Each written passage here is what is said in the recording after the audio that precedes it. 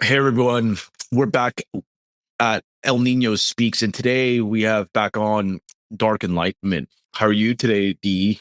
Doing well. Thank you for having me back, Jose. It's always good to talk to you. Likewise, man. So we've been talking about this for some time, like over text. This issue, I think, is very salient in our present epoch because housing now is something that is becoming one of like the top five, maybe even top three issues for people under 40. Because for the first time, especially in the last 20 years, for the first time, housing is no longer seen as like something that's a given, like the accessibility for affordable housing for basic family formation is now starting to become out of reach for many younger white Americans. And even for like my generational cohort, like as a millennial, you're seeing a lot of people family formation and housing and like buying their first home like much later than their Yeah, predecessors. I'm a little bit older than you. I'm like a edge case exerzennial, like early Yeah. '80s, right? Late '70s.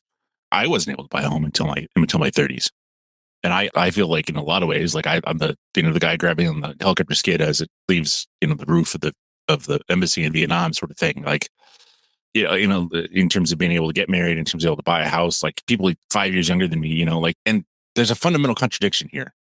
There's a wonderful book called Solving or The Housing Crisis by Chuck Barone. The housing crisis is a policy. And Yes. it might be unintended, but it's nevertheless a policy. And let me explain. Okay. That housing can be a place where people live, or it can be an investment vehicle, but it can't be both. You come to a T intersection, you can't go both ways. So if people don't have a private place to raise their families, they're not going to have families for the most part, especially European people. It doesn't have to be much. It can be, depending on what your ethnic background, like it could be like a small apartment. It could be like a small house. It doesn't have to be much, but it has to be yours. And for a lot of like, not just like, oh, prudish white people just don't want to like live around people like, no, no, no. Like certain matters of family require closed doors and not just sexual stuff, but like you don't want to have like a finest discussion with your wife in a like barracks housing type situation, right? Like you just can't do Yeah. that. I could just throw up a barracks and invite 10 single guys to live there and they'd be like, yeah, no problem. But if those guys are going to have families, they need privacy. And so that housing cannot both at the same time be like a constantly appreciating asset where prices go to the moon so the boomers can retire to Boca Raton and a place where young people can like buy it without bankrupting themselves and afford to have children and be a place where those people can raise those children. It's simultaneous. It's impossible for that to happen, right? So the boomers very selfishly, decided that they chose ridiculously high housing prices, houses that sold for when they bought them in 1984 for $80,000, which, if you think about it, was maybe two and a half, three times median wage. If median wage was like $35,000 back then, I'd have to look all these numbers up, but just for the sake of argument, say, right, that the median wage is say $35,000. You buy your house for 110, which or even 80, right? That's like barely more than 2 years' wages for you at $35,000. So you make $35,000 a year as a welder. Your wife stays home, and your house costs, two times your annual earnings. And so if you spend 10% of your or 20% of your paycheck, like over the next 20 years, you're going to have your house paid off pretty handily, right? It's not Right. this incredible burden where you're like barely able to afford the house payments and the utilities and everything else. And because your wife can afford to stay home, she can, you're not paying for things like daycare. And maybe you don't need a second car, or if you do, it's like not that expensive because you don't drive it very much, so you're not constantly filling up on gas. Basically, the wife uses it to get groceries while you're at work. That's it. And that same house now, right? They'll brag about it, like bought it for $80,000 back in 1983. 40 years later, it's worth $1.2 million. Like, Oh, did so many cases like that in Austin. Like that's so common here. Yeah.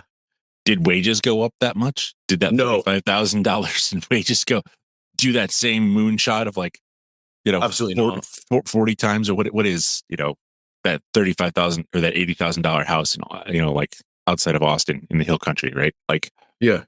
that same house where if we are looking at $80,000, so 80, Yeah, you're looking at like almost like a 20-fold like increase at that point. so you're looking at a 15 times return, Yeah. right? Like, Yeah. so that's a 15 times return on investment, which is ridiculous. That's like early Bitcoin levels adopters of Yes. investment return, right? So that same $35,000 median wage in 1983, whatever it was, would have to be $525,000 today. In Austin, for example, if you were like in an in-demand like STEM field, which is like what the city's like known for, like an entry-level guy probably may get like low six figures like at that. The wages just have just simply not caught up at all. Okay, so it, I was wrong. The median wage in 1984 was $26,000, and median home price in '84 was $78,200. So 3.49 was the price income ratio. Now, if you go to visualcapitalist.com, right now it's at 76 is the median household income, and the median sales price is $433,000. So there's 5.8. Wow. So, and it's not like houses have gone up, but food and cars and Yes. all that other stuff has gotten cheaper. It's like, no, everything has gotten more expensive. Yeah. Okay. I mean, how much taxes have gone up? Texas spends approximately $850 million a year on illegal immigration. Oh yeah, if you're a homeowner in Texas, that's an the property taxes here also are a underrated factor in terms of preventing home ownership. The especially like in Austin, your tax burden, ironically, despite like Texas marketing itself, it's like a low tax, no income state. If you're a homeowner in the Austin area and other metro areas, you have a higher tax burden than a lot of people in blue states, to be Oh, of honest. course. Yeah, Yep. of course. Yeah. Well, and just to use Texas as an example, because I have the figures right here, right? The illegal immigrant households, 60% of them are on welfare.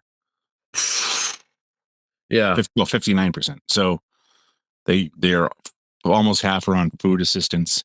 Of course, there's the indirect subsidies of operating, hospitals and public Tons of schools, hidden costs. Yeah. and all of these things. And of course, their mere presence, right? Like the demand for housing goes up Oh, because there's more people, right? So yep. 100%. It's not talked about. this housing is a policy, and you can't simultaneously have, that median sales price of like $433,000. Okay. So yeah, in 1985, your parents bought a house for like 80 grand, and like they script and save for a bit. And like, okay, so that 20% down payment, right? Like that's savable.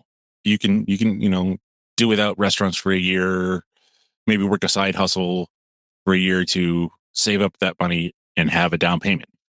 How the Now, pardon my French, but how the fuck are you supposed to save it? The price of the house in 1980 is now the price of a down payment. 20% times 400,000 is $80,000. That's the price of the house in 1980. So how is someone supposed to save $80,000? Particularly, and this you see this all over the place, right? Hotel motel scam, right? Where all these are like half the hotels in rural America are owned by this one particular caste of Indians, where the Patels from Gujarat, and they're cheap and they're dishonest, and they don't take care of the places, but whatever, right? Like it's the only hotel in rural Kansas is owned by this Patel guy, and he got $200,000 from, the Small Business Administration as a as a minority business owner. So they have this subsidy, right? Well, if everyone else in the world, whether because they're Latino or they're black or they're women or whatever, right? Like the only people not receiving a subsidy are white straight men. So like the men, like, hey, not only are we going to tax you to pay everybody else out of your wallet, we're going to drive up all the prices by adding up demand and everything else. You're the only one who doesn't get like the zero down payment loan. Maybe if you're a veteran, you can kind of some kind of thing. With then you got to deal with like the nagging injuries and possibly the PTSD and whatever to deal with just to receive the same subsidy as everybody else. What if you're just like a normal dude who didn't join up because you saw that the war was bullshit? So if everyone else is playing with house money up to $200,000, no wonder like normal people can't afford houses. Why are young white men increasingly single? Those are the only ones who don't get things like a second mortgage given to them for free to cover the down payment costs. Whereas if you're like a wise Latina single mom, there's programs out there to give you like down payment assistance. So how can anybody expect all of these like these are mutually contradictory things? And to talk about like the housing as a place to live thing for just a second, Houston's probably the worst, but like in Austin, right, the places where people are living and the places where people are working are radically separated. In Houston, Oh yeah, Houston is extreme. Yeah, and same with Dallas. I grew up in the North Dallas area, and that's also like some of like the two most extreme. Austin is not as pronounced, but it's trending there though. well, right, because we can't do anything versus Shelley v. Kramer in 1948 that prohibited housing covenants, right? You can't use the law to keep out undesirable elements. You have to use price and distance. So Houston is the size of the state of Massachusetts in terms of like just physical size. And they paved it all. And then like you wonder why it floods. It's like, well, you paved a parking lot the size of the state of Massachusetts, right? Like no one, yeah, of course it's going to flood.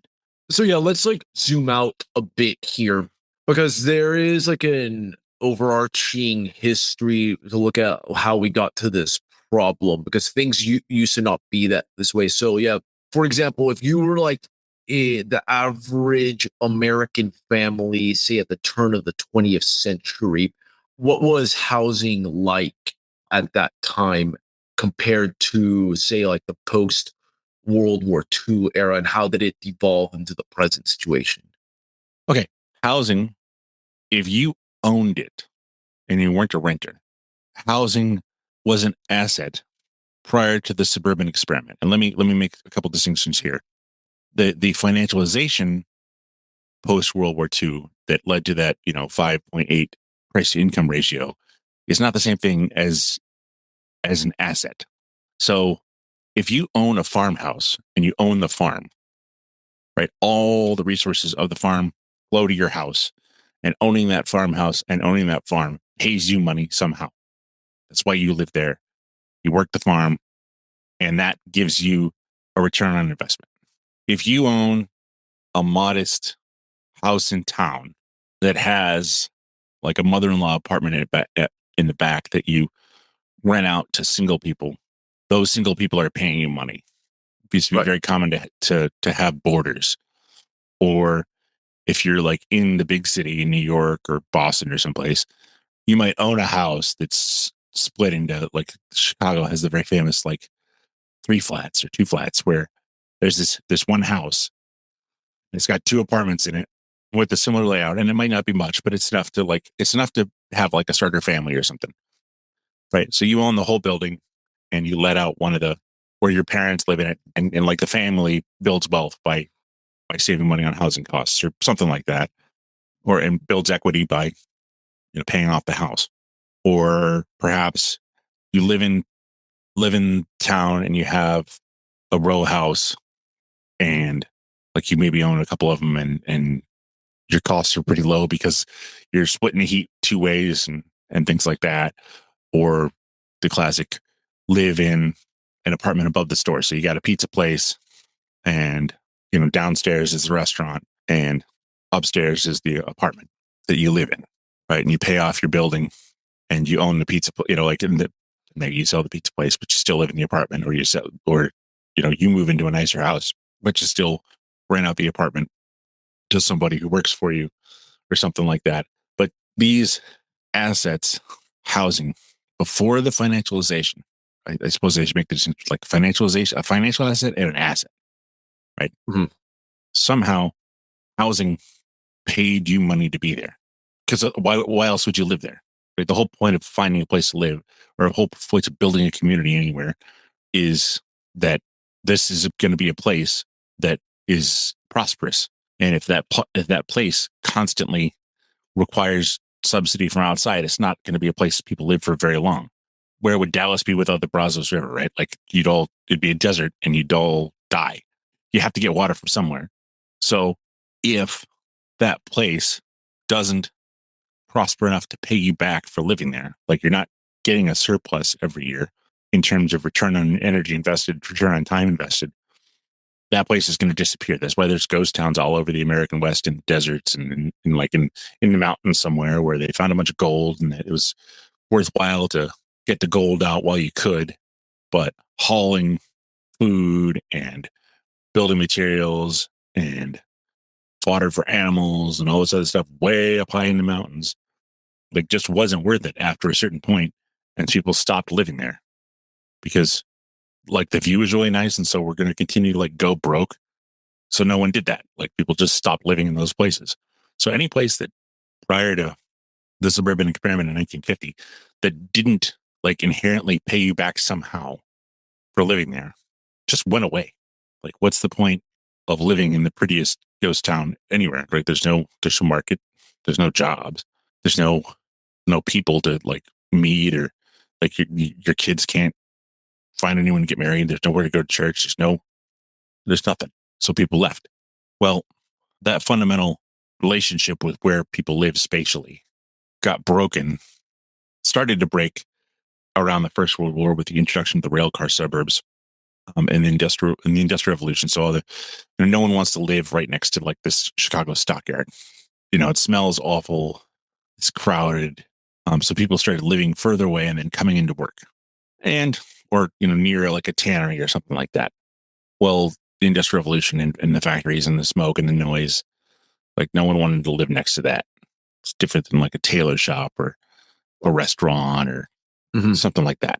So people started living elsewhere and commuting to work. And that worked okay when you're on rails and you're only a couple miles away. Those were the first suburbs, right? Yeah. They were in the early 20th century, like around World War One, say 1910. Anyways, because the industrial working conditions or living conditions were so bad, like people just didn't want to live around those other places like the Chicago, one of the first, I want to say Greenway or so one of the first rail suburbs was outside Chicago because Chicago was so like noisome and loud and everything like that. Anyway, that happens, but that's still pretty reasonable because you're on rails and it's 15 times more efficient to like go on a rail than it is to like have a horse pull you like on a street, right? Like on a road. So your energy investment in terms of getting from your like nice little house away from the stockyard to the stockyard is pretty low. It's not horribly expensive. Whereas, say in Houston today, right, you're working and you're driving, 2 hours, 100 miles a day to get into Houston. And so you're investing this vast amount of energy and time to go to work. And think about this, right? Like, the traditional like English high street or traditional town where people lived and worked and did, went to church and went to the park and went to bars, all in the same general neighborhood, right? Like maybe it's quieter at 2 a.m. than it is at 2 p.m, but there's always somebody there. Think of like the business parks in Austin, the tech business parks where all the tech businesses are at. For half the day, no one's using that space from like 6 p.m. to 6 a.m. Yep. That's completely empty. No one is there. Or maybe if a 100 is what they're like at 2 in the afternoon on Tuesday when everybody's working versus 2 in the morning, like there might be one person and his like it's a security person whose only job is like, hey, be around so that no one comes and steals our tens of thousands of millions of dollars worth of computer equipment. Whereas that was just completely abnormal. No, in human history, there was nowhere where like, important places were just unoccupied for half the day. No one was there. And that is a consequence of this suburban separation of where people live and where people work. And it was starting around 1950, but after the war, there was a practice in the United States of America. If you go to your local county deeds office and find like a deed from before 1950, before Shelley v. Kramer in 1948, the Supreme Court case that made restricted covenants illegal, you will find on the deed itself, it will say things like, and this is just me quoting, this property shall not be shown or sold to anyone of the Negro, Hebrew, or Mongoloid races. There was a covenant put on property itself that could only be sold to white people. And that was found to be illegal in 1947-48 with Shelley v. Kramer. It's one of the first major civil rights Supreme Court cases. And what that did is not only did it break segregation, but it effectively made, if you wanted to live somewhere that was safe, where it was basically ethnically coherent, you had to move and you had to use time and costs to separate it from undesirable elements. So that housing development that might be prior to the two-parent family, right? Like dads would go to work and then moms would be home during the day with kids. Well, after 1980 or so, right, women just started going to the workforce gangbusters. So literally no one's home in all these places. So if you work hard enough or you save enough or you're just willing to be poor so that your wife can stay home with your kids, instead of there being 10 families block where, the wife is home and maybe one dad who works nights sleeping like it was in, say, 1975 or 1965. Now your family is the only family on the block whose wife and kids are home during the day. Literally no one else. So, is your wife safe there? If some dude you don't know is walking down the street, Chris Rock tells a funny joke of it's not really a joke, right? Like anytime where like it's 10 o'clock on a Tuesday and there's like women getting lattes and doing yoga, that's a nice place to live. And 10 o'clock on a Tuesday, there's men hanging out, like lifting weights in the yard. That's a bad place to be. Yeah. That's basically true, right? Like, well, that's because Yes. like men are supposed to go to work and women are supposed to be at home, according to nature. And so when you separate where people live and where people work, you necessarily take away all this safety, all the eyes on the street that are able to keep people safe. And if something happened, like someone even if just little Johnny falls out of a tree and breaks his arm, Mrs. Smith down the street sees him and, was able to call Johnny's mom and be like, I think Johnny fell out of the tree and broke his arm. Well, if there's some Mrs. Smith down the street, she's at work and Johnny falls and breaks his arm, what are you going to, and you're not, and you don't see it, what's going to, like, there's all of these things. It's not just a purely racial thing, but we can't also ignore the fact that the propensity for bad behavior is not even distributed across all cultural racial groups. And the second that you can't just filter that out, like you have to assume that these people you don't know are dangerous. They're not like you. You don't know them. They probably have propensities that you don't, or conflicts. And after the war, you've read enough Austrian economics, right? There was this huge concern whether they were going to just go right back into the depression after, all these guys come home. They were getting paid in the army. Now, what are they going to do? Like, how are we going to find jobs for all of these, millions of men that had joined up? Well, cue the housing industry. Suburbs are named after that which they destroy. And the suburb was enabled by three things. The shopping mall, invented by Austrian Jewish immigrant Victor Gruen. The suburb itself, the first suburb built by Levitt and Sons. Yeah, I was gonna say, yeah, William Levitt. Yeah. Levitt and Sons builders who were CBs in the war. and started using a lot of those same like mass production techniques that they learned in the war, doing naval construction to build. And the government official and urban planner, Robert Moses. So all three of those men have something in common. It isn't that they're all Methodists. I'll just right. Yeah. But instead of having small high streets or commercial centers, right? Like you go and you drive to the shopping mall or the shopping center. If you do this experiment, go to your local, like go to Google Earth, go to your local Walmart, just whichever one's closest to you, and the area of the Walmart itself, the store, say it's 10,000 square feet. I guarantee you that 10,000 square foot Walmart has at least 20,000 square feet of parking. So you have this huge parking lot.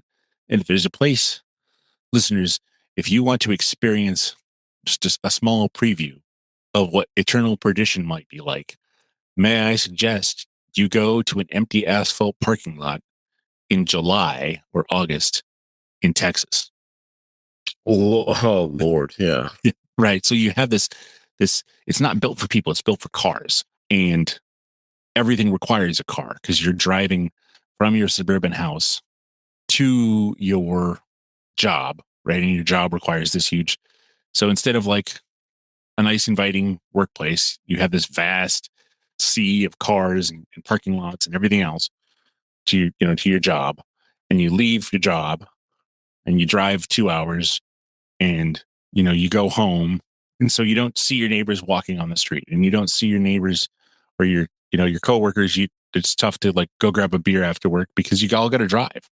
I mean, I suppose I should be grateful as a podcaster that people are driving everywhere, because the only reason that podcasting is a thing is that sometime 10, 15 years ago someone just got so sick of listening to the same 6 radio stations that they're like, I'm going to listen to something else. And I have this iPod and I'm going to listen to, history lectures or something. Like the only reason this show or any other podcast exists is that reasonably intelligent people got so tired of like the same 8 songs on 100.7 The Fox, where we still present 1978 and you still have hair, right? iHeartRadio, which used to be Clear Channel, right? They have their 6-pack. There's that, George W. Bush enabled in the early 2000s, where there's a Fox dad rock radio station and a Magic 97.7 menopausal women radio and a sports talk radio and that same like the same bland 6 radio stations literally and everywhere in America, and then country, like they're all the same.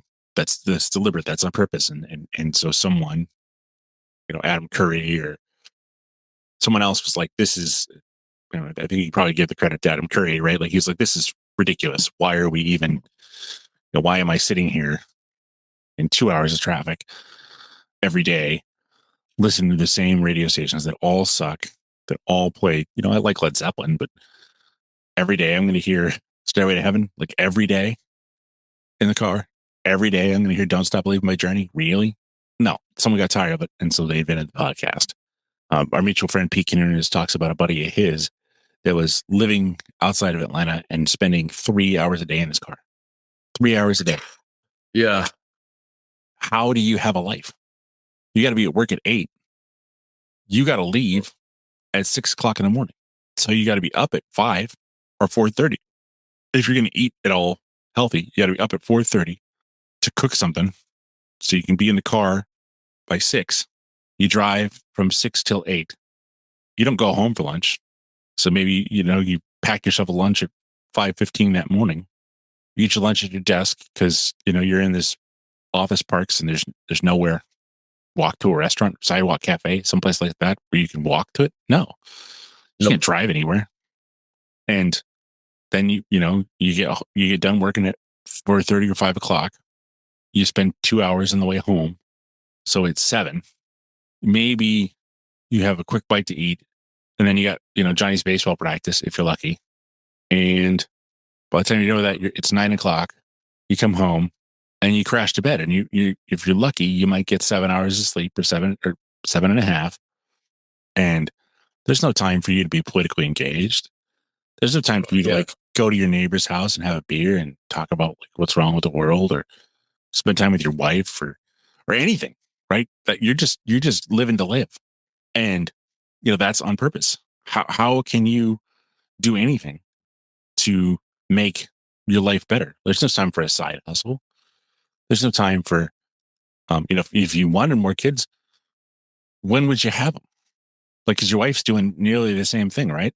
She's getting up. You might be getting up at 4:30, but she's getting up at 5:15 to make her lunch and get the kids ready for school, and then she's got to go at 45 minutes and go to her thing. And maybe you're lucky enough that she works near the school where your kids go to school at, so she drops your kids off at school at 7:15 to the early childcare program that you pay for.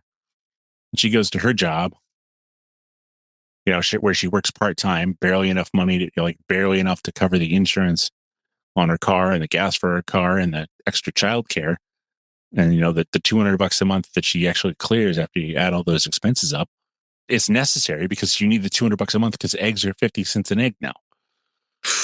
Right? So the whole model of the way we live doesn't work.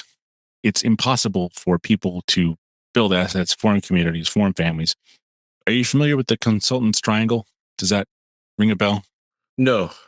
Okay, so you can have something fast, cheap, or good, but you can only pick two, right? Mm-mm. So something Interesting. can be Okay. so Yeah. something can Yeah. be good and fast, but it's going to cost you an arm and a leg. Something can Yeah. be fast and cheap, but it's going to be crappy, Yes. Yeah. I get right? where you're going. Yeah. Right. Well, something can be cheap and good, but it'll take forever. Well, in the United States, we have that same sort of problem with housing, and that is you can have someplace close to work, someplace is affordable, or someplace that's safe, and you can only pick two. And so 99% of everybody picks something they can afford and something that's safe, right? Like you can't, your parents would have been irresponsible. Be like, yeah, like we're going to move to South Dallas because it's cheap, Lord. right? Like, no, like you'd gotten stabbed, right? You'd have been like walking to school with your books and like, I'm actually here to learn. And then there would have been some cholo who'd have been like, sup, Jose? Give me Yeah. give me your shoes. Give me your shoes. That's one part of town that's demographically transformed. It used to be actually like where it was kind of like Compton in LA where it was like a whitopia at one point, but because of demographic shifts, we see this all around. But But or it would have been DeMarcus who would have been robbing you in the 80s and 90s, I guess. But yeah. right, like it would have been irresponsible of your parents, irresponsible to the point of criminality. Be like, yeah, it's cheap, so we're going to let our kids get knifed on the way to the Yeah. bus. So that's by having this constant pressure of diversity driving people out, and that increasing the price via gas and time and everything else, and this financialization that occurred after the war. So to get back to the post World War II, right? They're worried about all these jobs. Like, what are we going to have people do? Well, lo and behold, if you build a suburb as opposed to an actual community, you have jobs out the wazoo, right? Because the city needs bonds to underwrite the road building. So there's people Mm. people at the city whose job it is to find the bonds, and there's bond guys who's banks are making it, and developers. Developer buys 1,000 acres of prime Texas real estate outside of Austin in 1955 or 1950, right? Let's just use this example. Right there in the right at the edge of the hill country. So we'll call it Hill Country Estates outside of Austin. 1,000 acres. So he needs a loan to buy that, more than likely, right? He needs some sort of financing deal worked out. Okay. The local government's going to need to issue bonds to build roads out to his property. He's going to take that property he just bought. He's going to hire a bunch of guys to clear the land, well, survey it, clear it, level it, put in the pipes, put in the telephone lines. There's going to be jobs for all the guys in the building trades. There's going to be jobs for accountants and bankers, and then every single one of those guys is just getting back from the war. Like, wow, Hill Country Estates, that sounds fancy. I'm gonna move there with my wife and kids, and it's only 10 minutes from downtown Austin. Welcome to Hill Country Estates, where you can live your American dream. Call your broker today and see. And of course, Ford, your country wagon for your estate. Make sure to pick up a sensible family Ford station wagon for your family. So, the car guy needs a loan. There's 1,000 acres of houses on a half acre lot. You figure 20% for things like parks and streets and the school and what have you, right? But half acre, it's 800 acres. That's 1,600 houses, man. You're going to need 1,600 houses. That's 1,600 cars, man. You're going to need Ford dealership out there, just outside of town, right? So the Ford guys could be like 1,600 families. They're going to need a Ford dealership. So we're going to buy, we're going to finance a new Ford dealership. We're going to finance a new shopping center. We're going to finance a new Piggly Wiggly. Essentially, we're going to build everything that you built in Austin for groceries and fire stations and police stations and schools. All these places for your Hill Country Estates American dream. There's going to be a new everything. And instead of doing that, does this place pay us back or not calculation that is an iterative, slow process, you just basically took all of Austin and moved it. It might only been 10 miles this time, but you took all of Austin. You needed a new Piggly and you needed a new, okay. Well, the problem with that, this building to complete state, right? In 1950, everything looks shiny, brand new, and it's great. And I think it's Travis County there, right? In near Austin. Yes, yes, Travis County. Yes. Okay, so Travis County's like, woo! We got these 1,600 new taxpayers. We're collecting property taxes on 1,600 new houses. We've got the new Ford dealership. We've got the new Piggly Wiggly. We're making money hand over fist. This is fantastic. So 1,600 families might seem like a lot, and it is, but it's not.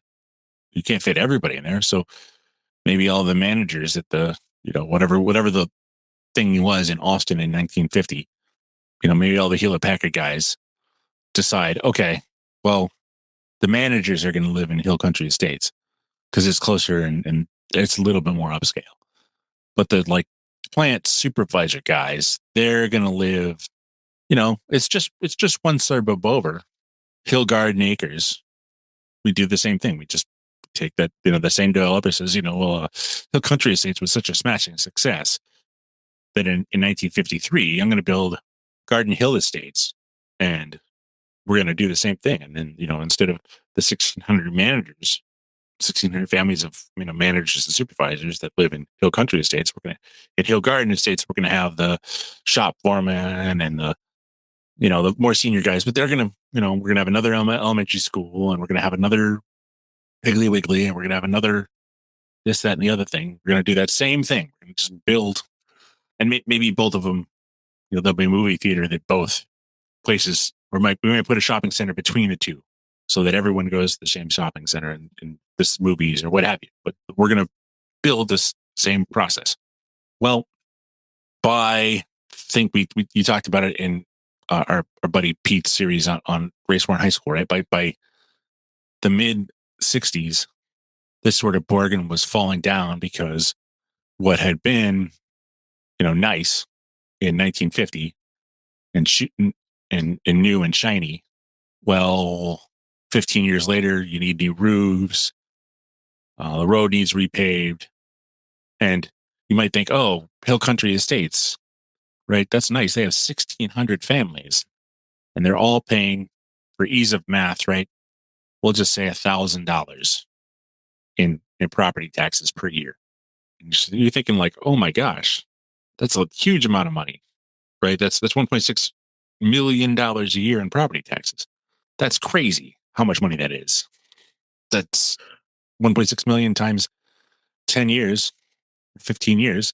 That's $10 million. Well, what you don't see on that end is, right, like, okay, that 1.6 million, well, you had to just said it builds a new elementary school for all those 1,600 families and two classes for all seven grades, two kindergarten classes, two first grades, two second grades, two third grades, and so on up through sixth grade, say. Well, that's two teachers' salaries at 30 grand a year, 20 grand a year, whatever. That's the new firehouse and the new fire engine and the firemen's salaries.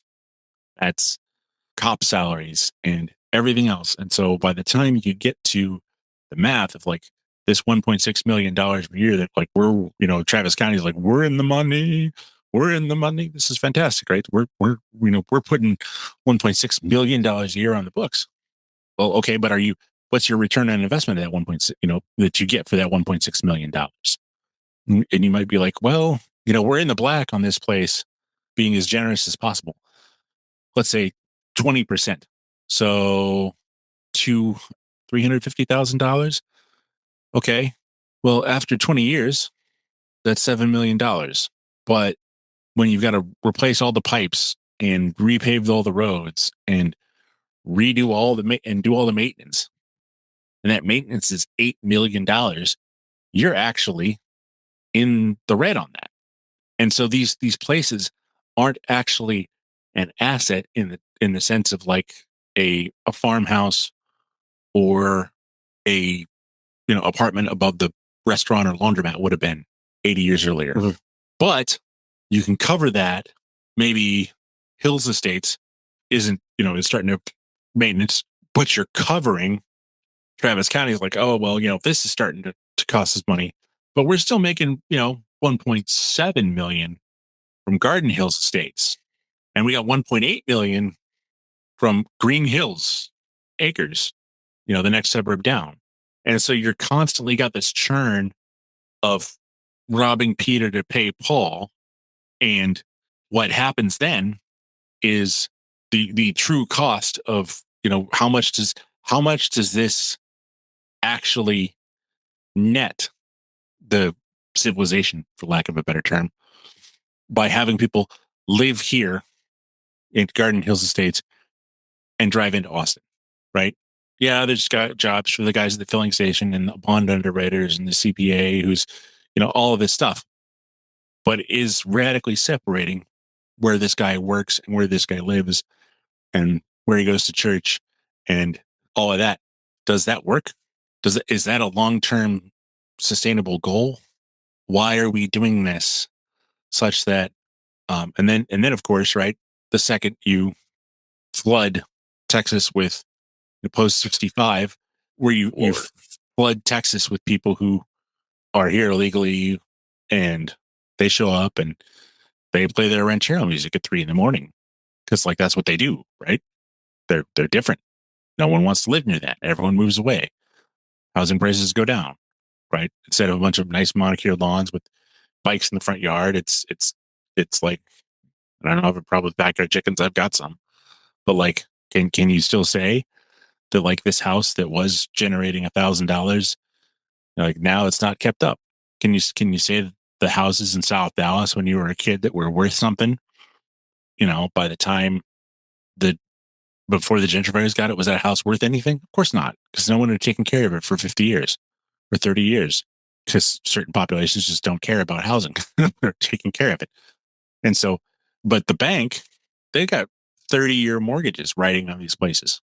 So if you say, well, hey, wait a second, that house that was worth in, Garden Hills Estates, that was a nice lower middle class neighborhood in 1980, that was worth $80,000. Well, the wrong element moved in and they didn't take care of it. And it's barely standing up. We're still worth $80,000? No. It might be worth 20. Like, there are houses you can buy in Detroit for $1. Yeah. So on the one hand, we've separated the community from their housing. So why are you building the same house in Texas that you would build in Minnesota using the same materials? That makes no sense whatsoever. right? Because it's completely different needs. Like, oh yeah, well we can just use AC and central heat to like make up the difference. Like, well maybe you can now. What happens when energy gets too expensive? To just brute force AC into Texas in July. Yeah. Like a big part of the and Steve Saylor's talked about this. A big part of what caused the 2008 financial crisis was gas prices. Right, you had all these people who drove until they qualified in 2006, 2007, 2008. But the war in Iraq and the subsequent spike in oil prices, what was affordable, you're a working class dude, especially like in California. You're a trades guy, you're an electrician, you're a plumber or whatever. You have to have a truck for your job. You have to. It's part of your job. You have to have a truck. So you have an F-250 extended cab or F-350 extended cab because you got kids and you got your job stuff, but you also have to take your kids to soccer practice. So you have this beast of a truck that gets you're lucky 12 miles to the gallon. Well, you could afford to live in Bakersfield and drive to LA every day for work. It sucked, but you could do it. When gas was, $1.85 a gallon. Well, when gas is $2.75 a gallon or $3, let alone $4, all of a sudden that no longer affordable. So to return that Texas example of outside Austin, we got this Garden Hills Estates that was the second tier suburb out, and now is 30 years later requires all this renewal. Well, what do? They put a bond out and say, well, we need a repaving bond, as opposed to having the money because they don't have the money because they spend it on things like free food or they just spend it. They don't have the money. And so Travis County probably has billions of dollars outstanding in bonds. Billions of dollars. Yeah. In fact, 2023 updated, I think you showed it to me. This is the government, just the facts. Government debt in Texas is most populous cities, counties, and school districts from the Texas Public Policy Foundation, right? So this is from Austin. The principal owed on debt, city government debt, is $7,245,444,000, and the interest is $3,719,427,238, which is, according to 2022 populations, this is a report from a couple of years ago, that this is just Austin itself, by the way, a debt per capita of $11,252 per person. Plano, upscale Plano outside of Dallas, right? 3,000 per person. San Antonio is 12,000 per person. Houston's 8,000 per person. And this doesn't include possibly things like the school district.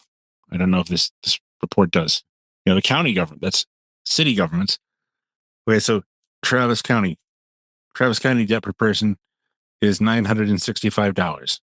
So this is different. On top of the city debt of Austin, we'll just do Austin because that's $11,252. So for another $900, so we're up to $12,000 per person. That's the city and county if you live in Austin. And then the school district.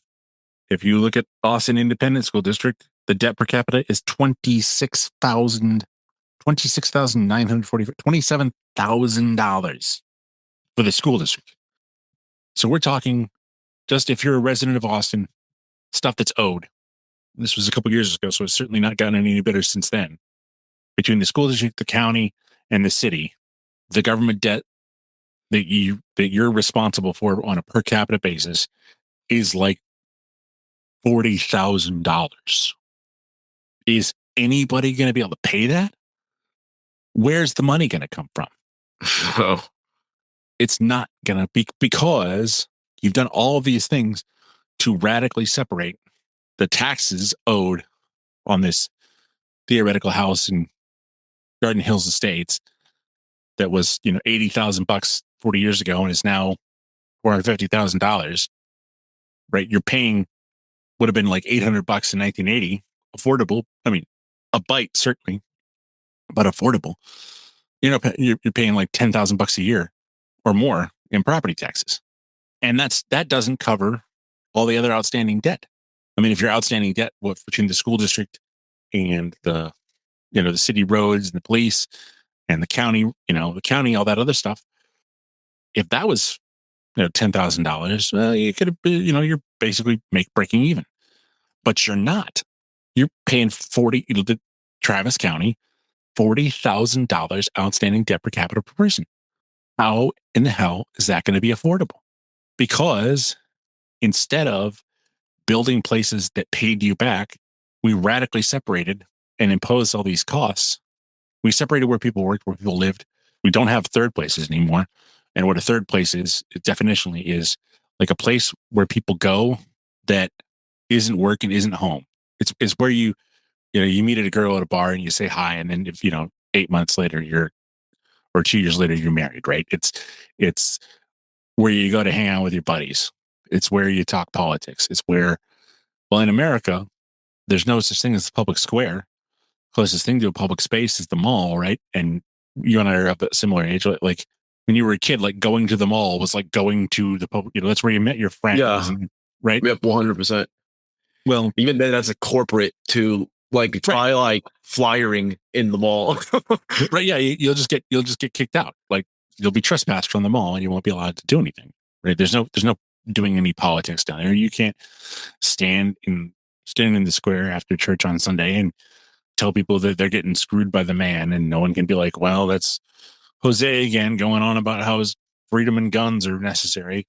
Well, like in Europe, you could do that. There's a cathedral, and this in front of the cathedral is a big public square where anybody has a right to be, and you don't have to pay money to be there. Well, in America, all your public spaces, all your third spaces require money. Well, like if you don't have any money because you're a young white guy who's discriminated against in the job market, discriminated against in the housing market, constantly asked to pay for things from everybody else. You don't get free healthcare. You don't get subsidized food. You're the subsidizer, not the subsidizee on everything. Yep. Correct. And there's no place for you to go. Well, how are you going to organize? I talked to people who organized pretty big political events, and I brought this up to him, and he was kind of, Warren Baylog, right? Like I've spoken to Warren in prison, formerly of the National Justice Party. Now he has his own couple shows in Odyssey. But I was talking with him, and like, how do you have a political meeting in America? If you want 400 people to show up to your meeting, you have to have a place where you can park 400 cars. Like, Patriot Front. No logistics. Yep.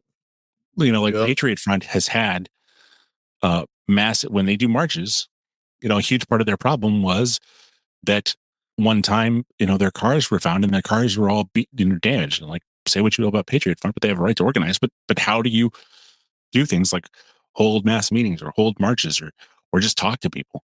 Because you have that trilemma of like, if it's affordable and it's safe, you can't organize because there's no squares, it's this car based. Yeah. Good luck booking a hotel too. Yeah, right, right. Because that's private. That's private property. Like they'll throw you out. Like the only reason American Renaissance is able to hold their event every year is because they effectively found a government hotel, a government conference center, and that's probably God bless them, they found a place, but it could be twice as big if there was some place that was a private venue that was willing to host them. But Montgomery Palisade Park is the only place that they can go because everywhere else the bomb threat of like, don't let Jared Taylor just mispronounce white in your hotel room or we'll bomb you.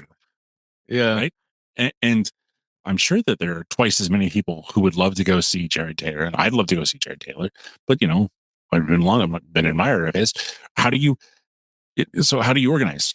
There's no public space where you can, there's no public square where you can go stand in front of the square and 10,000 people can fit in the square the way that it could in some places in Europe, or even 500 people. Mm-hmm. I have a Spanish friend that actually, he told me something as well. Whenever there was like a migrant incident that would like pop off, like in Barcelona, almost like organically, like especially like in a city, people would instantly just form a crowd like spontaneously to protest that. That's like almost unheard of in the US, just like the logistics of trying to get people to drive and all of that. Like it's a very different experience in the old continent, which still has those kind of like traditional like urban centers. Well, right. And so if someplace like, or just organizing, just on the pure basis of like, you more than me, but we both come from like Second Amendment politics. The only way to, so let's say you got your trilemma. Let me walk through this for you. Let's say there's a bill in the state legislature to like drastically impact people's Second Amendment rights, and you've done up an absolute whiz bang flyer. Well, there are places that are super rich. I'm sure there's a neighborhood in Austin. I don't know what it is. That's the equivalent of like the Upper East Side in New York or Upper West Side in New York, where like it's safe and close to work, but it's really expensive. And so you want to like there's a nice building downtown, but there's a doorman, and you want to go like just put flyers out in everybody's mailbox and tell them about their Second Amendment rights are being infringed, and you're just trying to put out some leaflets or something. Well, if you try and go to that nice neighborhood that's close to downtown, right? It's either going to be a gated community or like a nice building with like a doorman, right? And you Right. can be like, I'm here trying to tell people about the thing. And then the doorman or the security guy at the gate will be like, that's sweet. How about go fly a kite? I'm not letting you in to leave literature. And all those people, they're dependent on making sure that they have that good job at HP or wherever, or in the state government in Austin. They can't be seen to be, yeah, you might have somebody whose sympathies lie with our politics in, say, the AG's office in Texas. But if he's seen at a rally for like neon Nazi gun nuts, he's lost his job. So he can't organize, right? He might be able to cut you a check on the sly. Well, actually, he can't do that because the guy who founded Mozilla, right? Brandon Knight, like he, sensibly said like two dudes can't get married. How is this complicated? And like he lost a bunch of stuff. Like so he can't contribute, financially to your like Texans for Gun Rights Coalition or whatever. Like, I'm sure you've gotten these. I've gotten messages on the slide like, "Hey man, this is prominent person XYZ, like your stuff," and it's always gratifying to hear that. But like, moral support doesn't pay the bills, right? Well, so that person can't, there's no such thing as FU money, right?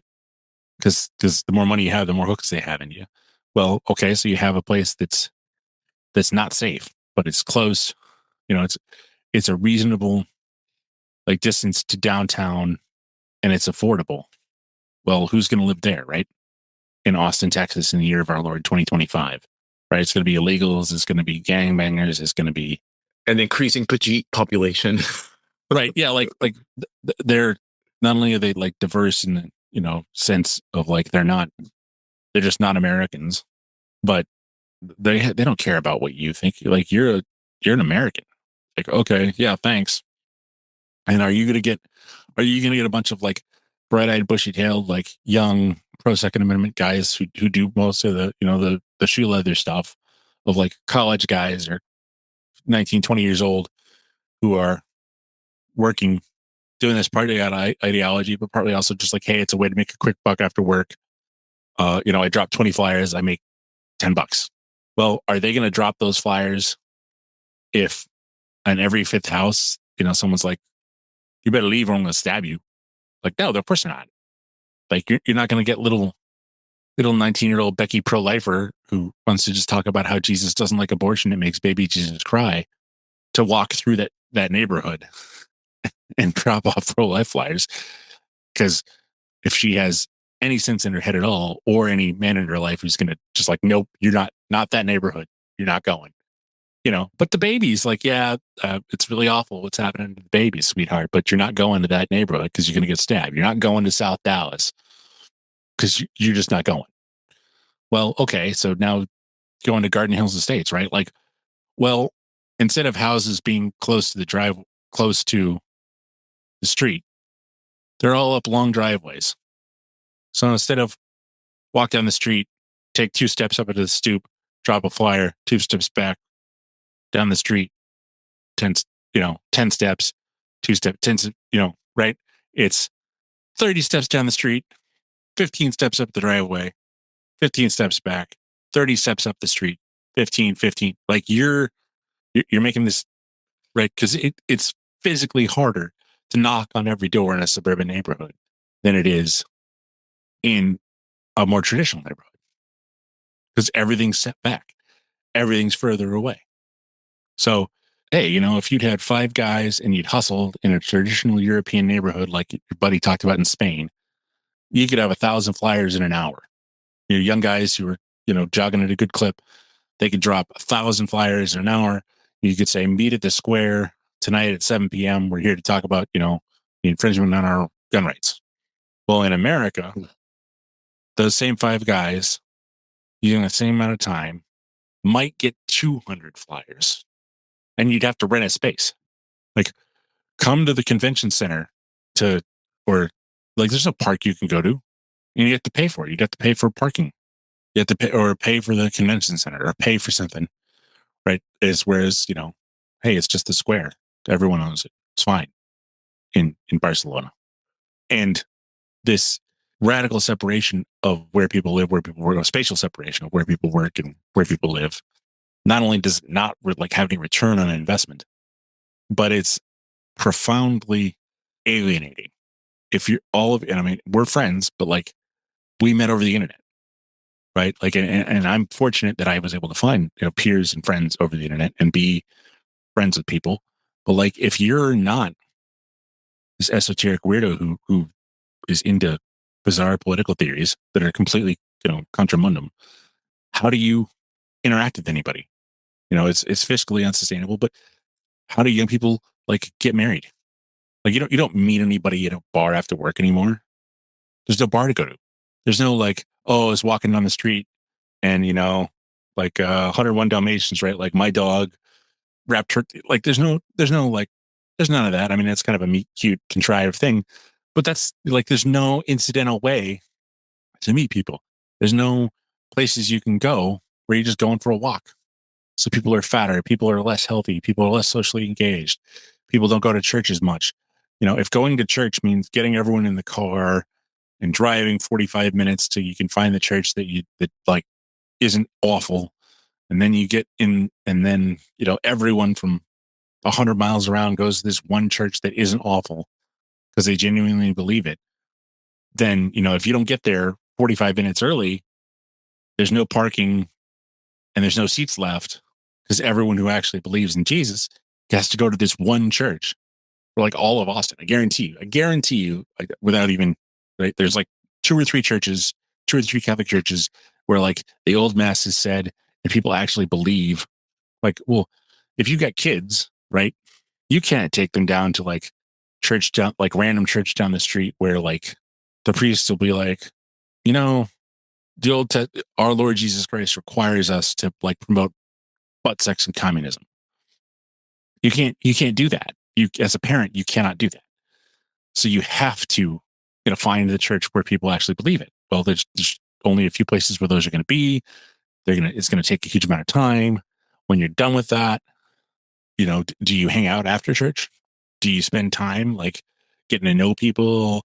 Maybe, have a couple beers with the guys. You're like, oh no, you can't, because you might see them after church for 45 minutes, but there's no like, oh, hey, Tuesday night, come over for a beer. I got something to talk to you about after mass.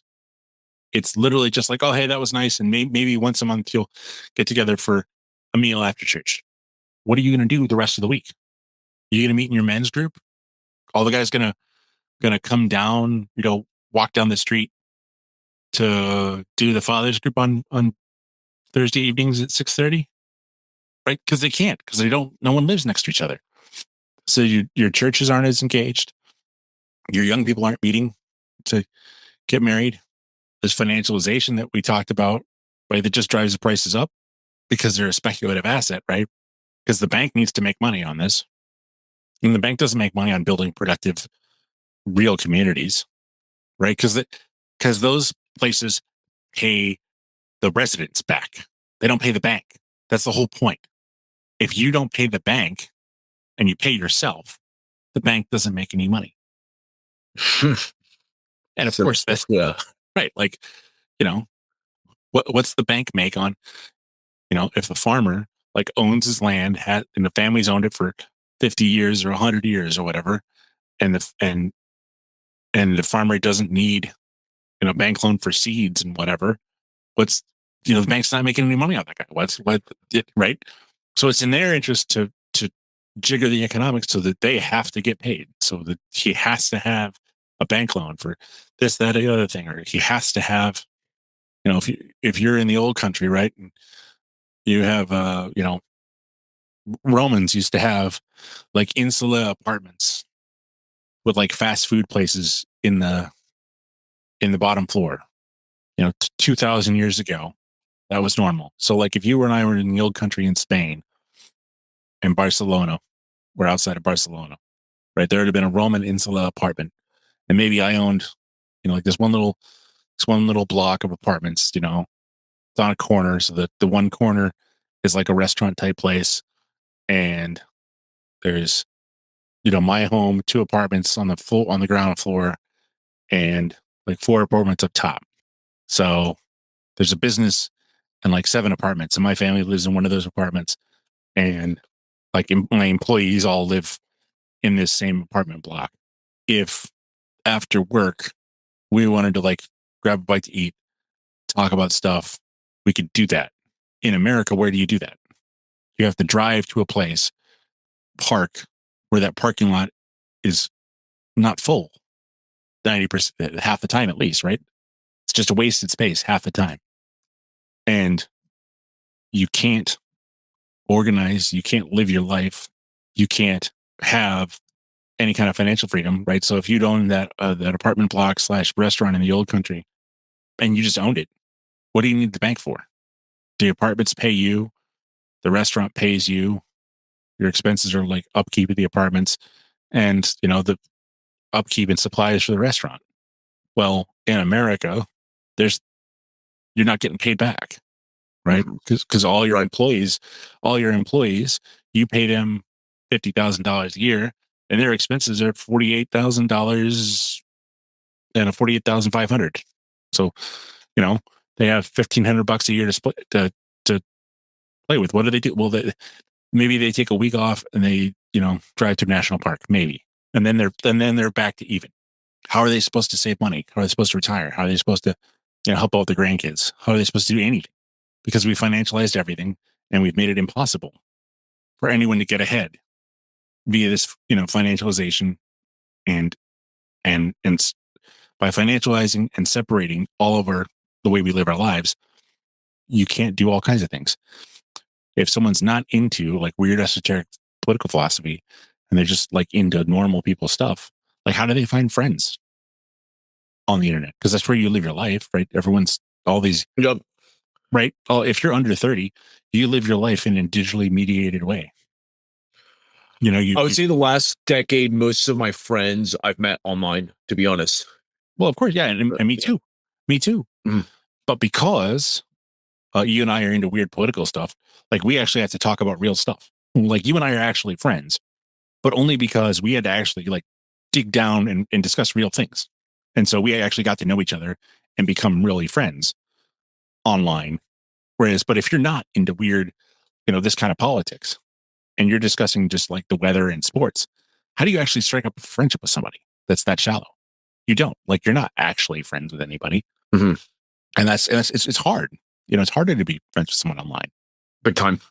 Yeah. You know, and it's hard to have romantic relationships. It's hard to have business relationships. It's hard to have all kinds of relationships, and it's all just because radically separated, and that's on purpose. And it wasn't done.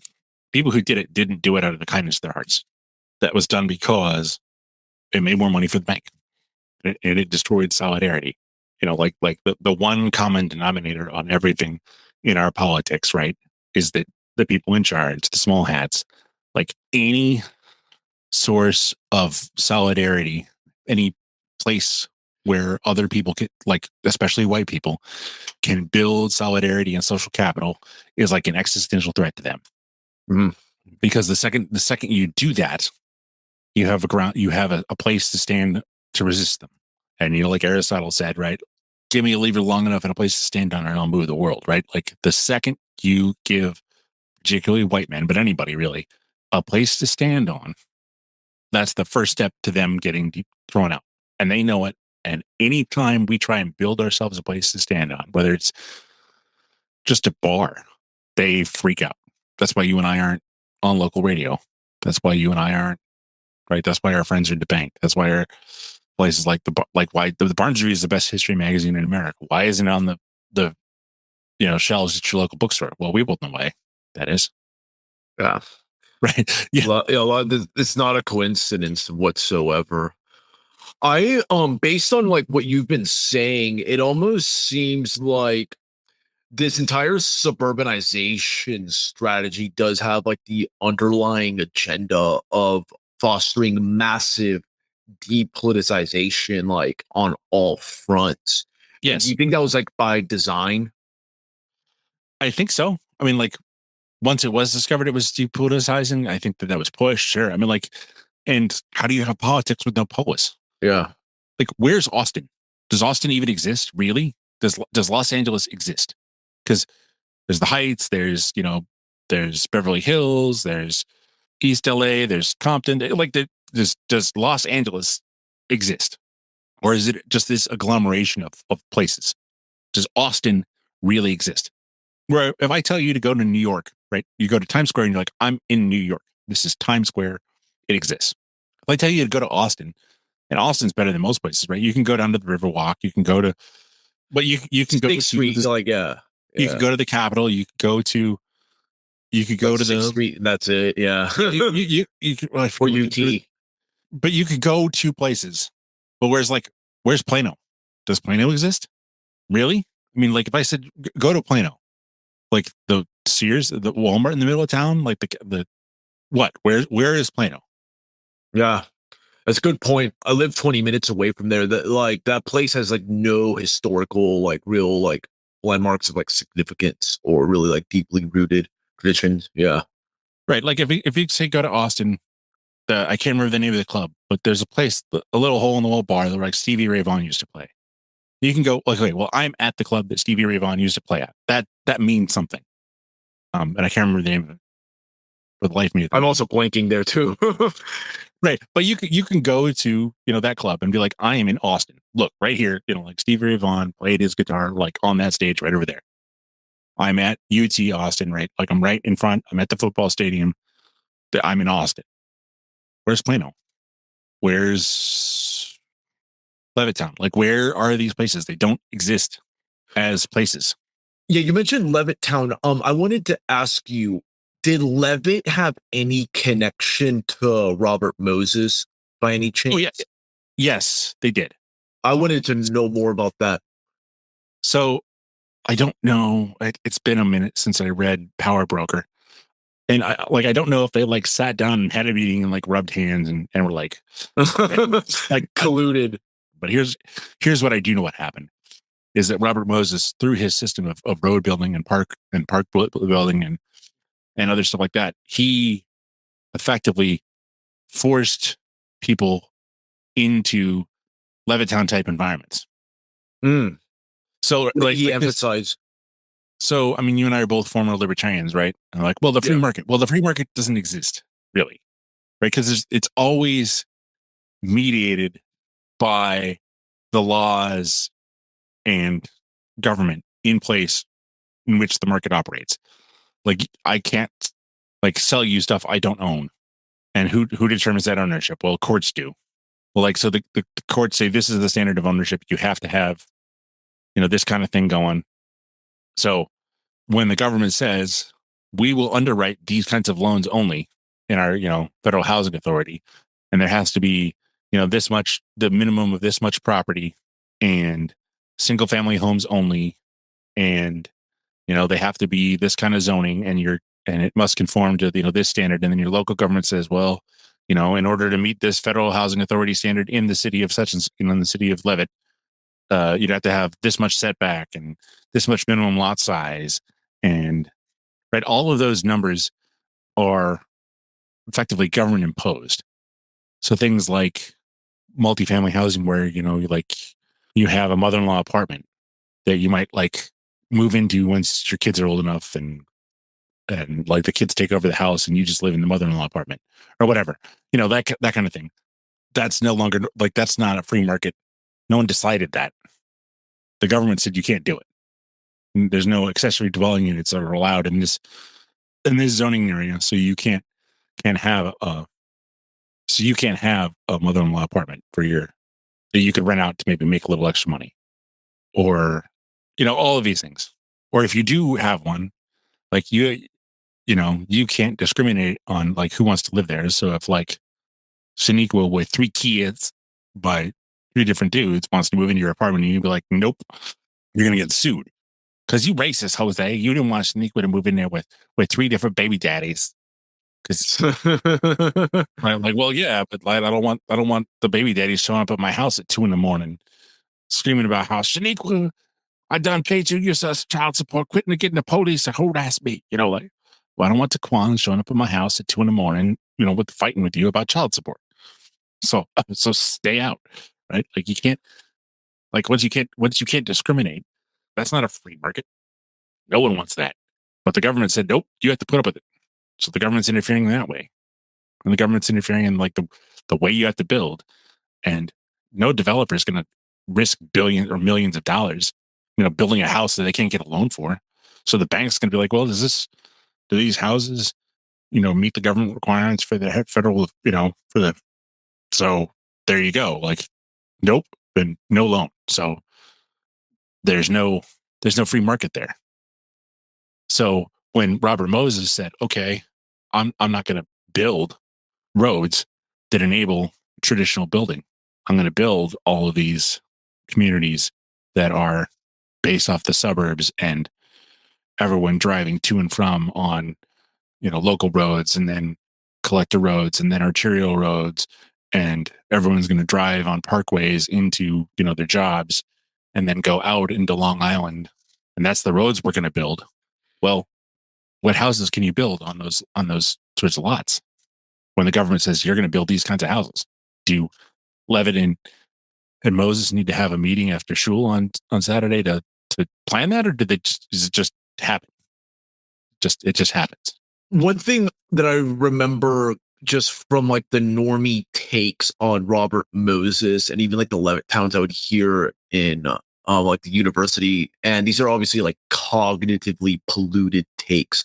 Like they would always be accused of being like so-called like racist or whatever, like how like Levitt towns were initially kind of marketed for whites, but it seemed almost like that was like a kind of a carrot and stick approach where like yeah they would say like short term like we'll give you like an escape, but in reality we're just trying to like kill you off for the long term by depoliticizing you and all of that. How much truth was there to like how like these type of like suburban arrangements were marketed for whites at first but then just got like subverted? Well, I think that, like if your choices are like live in a cramped apartment that hasn't been repaired in years because of the depression, and or live next to people you don't want to live next to, or go to the suburbs, like 99% of the people are going to go to the suburbs, right? So I don't know that there was necessarily like a plot as such, but, and I don't know that it was like we're going to depoliticize these goyim and then they're going to be helpless to our machinations, or if it was just like, oh, hey, look, like this is what happened. So now they're, now they can't fight back at all. Daryl Cooper was recently on Aaron McIntyre show. It was really good. Everyone should give it a listen. But Daryl made a point I think I've made elsewhere. Like if you move to the suburbs, as opposed to being like a Catholic neighborhood where everybody's Catholic and everybody's Irish, right? If I'm Methodist and you're Irish Catholic, and down the street's a white Anglo-Saxon Episcopalian, and like what are we going to organize? We're all white. Mhm. Like that's suburbs created to white people. Like, I mean, obviously white people. This is before that. I don't want to do the whole like what is white anyway sort of thing that people do. Yes, yeah.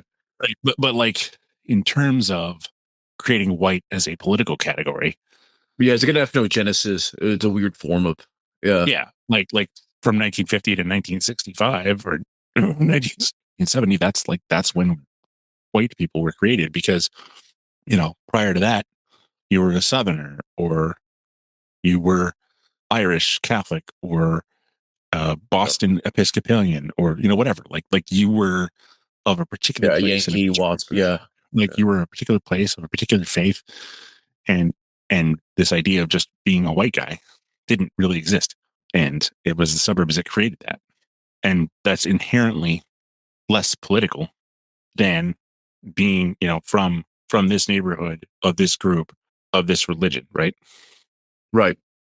What are like the current like, because yeah, like housing is just now becoming such a big thing in terms of political discourse, with like a cost of living crisis in front of us. What are like the proposals being put forward these days to solve this? 'Cause I noticed like there's like this return to like high density, but there's always like a devil in the details, that like you're just gonna be like living high density in these Tower of Babels, like in that are like modern day cities, or like being Well, crammed into so the 15-minute city, high density, like we're gonna save the environment by all like driving electric cars and living in Bugman hives is not the same thing as living in like a traditional community, yeah.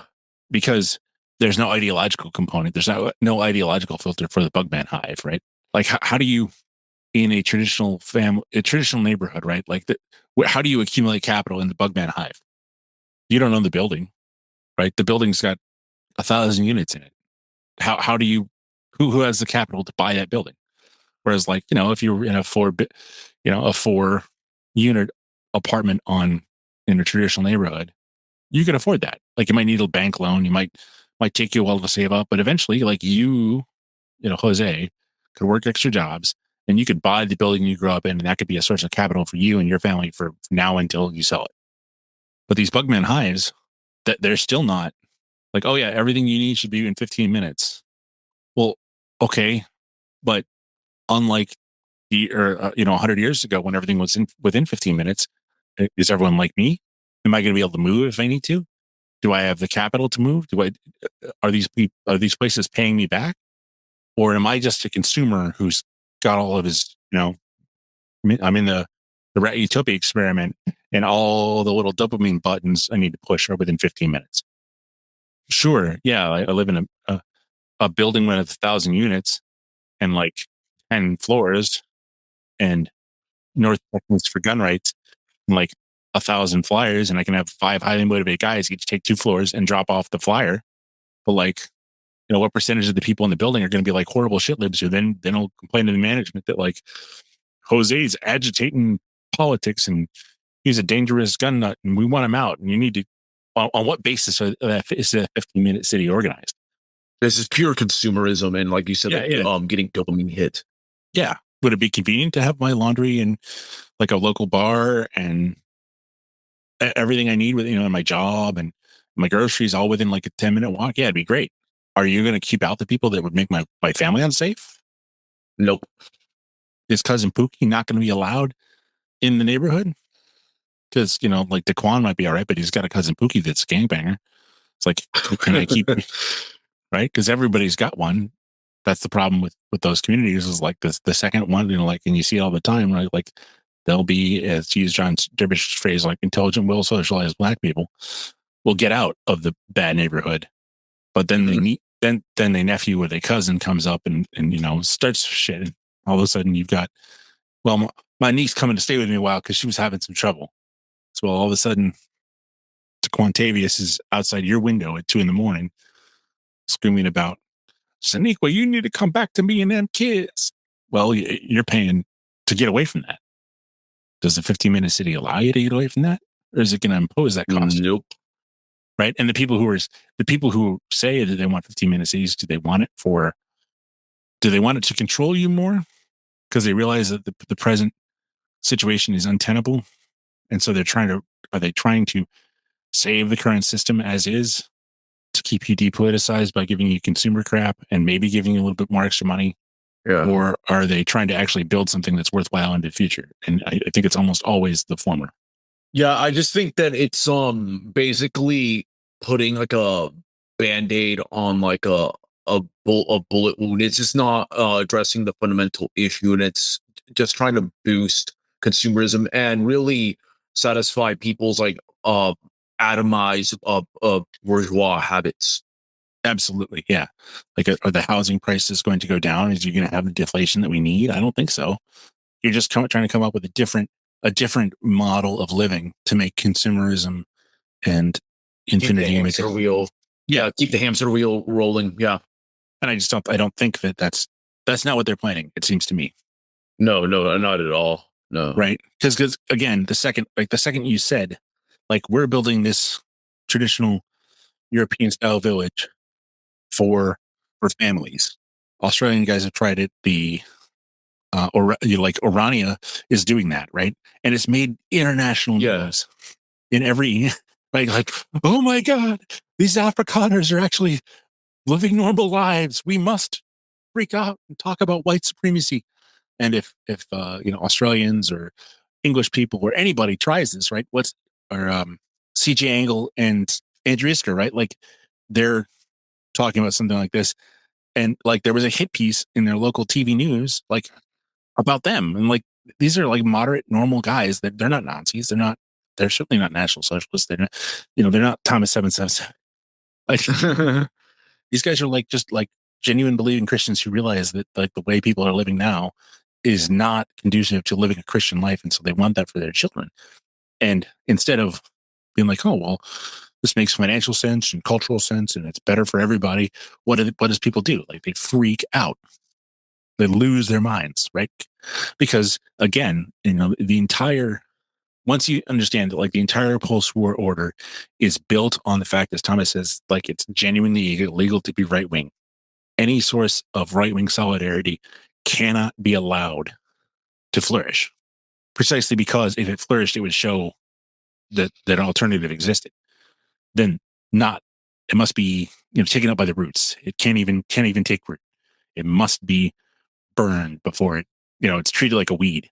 Yeah, I think this is a good place to bookmark this conversation, D. But as always, I really enjoyed the discussion about housing, and I really thought that it was the way that you framed things made it quite relatable, and also just made me realize of some of like the unintended consequences, and also some of like the costs, the hidden costs that accumulate in our lives, that just makes it virtually impossible to organize an effective political resistance to it. And that's why I really like your perspective, because you know how to like observe the small things and aggregate them. Well, you're too kind, Jose. I hope that this is. I've really enjoyed it, of course. And anytime you want to talk, I'm happy to do so. But I think that what our people need to do is take that knowledge of, like, that, like, the system is set up to, like, destroy your ability to organize solidaristically, and despite that, nevertheless do it. There are ways around it. There are things you can do. There are people like Peter Zeri and Avril who are doing the project in the Ozarks. There are options out there, and a huge chunk of our problem today is once people become aware of the fact that they've been depoliticized, they're instantly political. It's a lot of the underlying assumptions that you just don't even see, because fish don't even know that they're wet, right? So if once you understand all this, which is what I really applaud you for doing, is then it becomes a lot easier to come up with solutions. And I'm not saying I have all of the solutions, or even many good ideas, but once you understand the issues, it's a lot easier to actually solve. So I want to thank you for having me and support these people, because that's the only place where any kind of real conversation is taking place. I mean, this sort of should be fairly common knowledge, but it's only in our circles that any kind of honesty about this sort of stuff is talked about. So thank you very much for having me, Jose. I appreciate the platform and your time. Yeah, no problem, man. As always, to my audience, I appreciate your attention. And with that, El Nino has spoken.